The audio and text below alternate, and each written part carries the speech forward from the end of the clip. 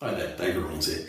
Now I wanted to put a little introduction to the next video up because I think it'll be helpful, and it covers a topic which is occasionally spoken about in humour, and that's of mixing sources. Now, we quite often have a circumstance where we have purists versus people who will mix terms and methods from different schools in order to get the idea across.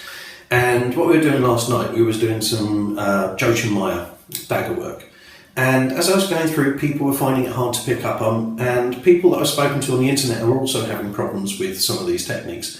So what I started doing is I started looking at principles from Destreza, and I started looking at discussion points from Thibaut in order to make the idea a little bit clearer. And you'll see this in the video in a moment. But what I wanted to talk about really beforehand is the idea that, well, when we have to talk about a subject, we have to talk about it only using its own terms. And I think this is a little bit flawed, because what each teacher is trying to do, and no teacher really, unless they're copying another teacher exactly just because they're trying to prove that that other teacher's work is the pinnacle, usually they have some slight difference in how they explain stuff, unless it's just a verbatim copy.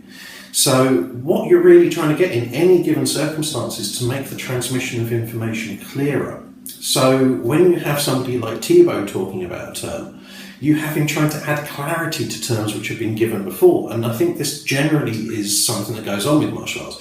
This principle hasn't been fully explained by this person, so here's some further explanation for it. And I think that really hits its pinnacle when you get works from Destreza. But it is, I think, in other works as well. So I think we can only talk about Lichtenauer tradition work using Lichtenauer terms is a little bit untrue, and I think there's an awful lot of benefit in taking terms from other systems if they help a student understand what you're trying to explain from another system. It doesn't mean that you're doing something different with that other system. It means that you're looking at it from another reference point, from another way that somebody else might understand. So have a look. Hopefully you can see what I'm talking about in the video, and I look forward to hearing your comments. Take care. Bye-bye.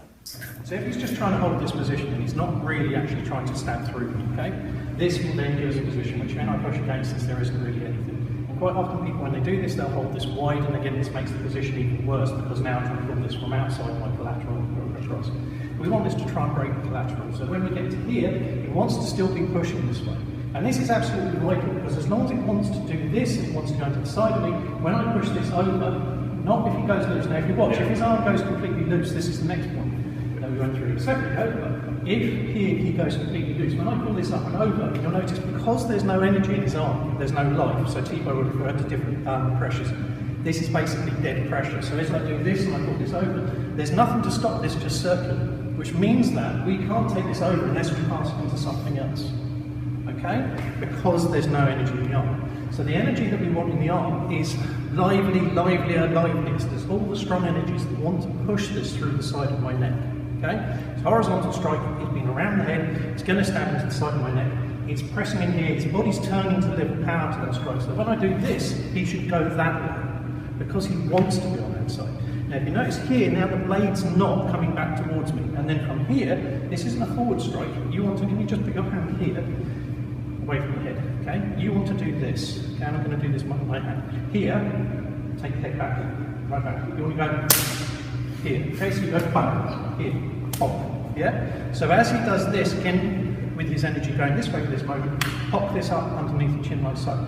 Pocket, and then here, again, if I swap places with you, the desire of my block here, having been taken this way, should be able to reclaim my line and then to stab back. That's the only obvious thing that we really want to do if we haven't been dead, okay?